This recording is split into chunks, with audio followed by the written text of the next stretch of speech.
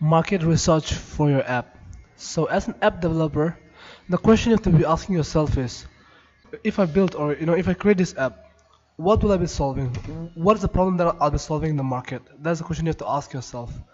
And then more or less you can almost be sure that there'll be you'll have competitors in the market. So you have to evaluate your competitors and see what are the services or the products that they're giving in the market and how you can better them. If you're gonna be entering the app market or like whatever segment you're entering into, you have to check your competition, check your competitors, like what are the things they're offering, and based on that, see what are the things you can improve on and how to even give better services or products than they do.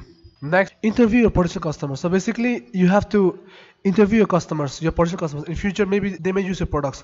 So you have to ask them what are the things they feel the other apps are lacking, or the things that they want in a new app, or something which you can offer as an app developer, or like you can ask them as your potential customer, what do they want in their app. So based on that, you can tweak your app and create an app based on your users' preferences.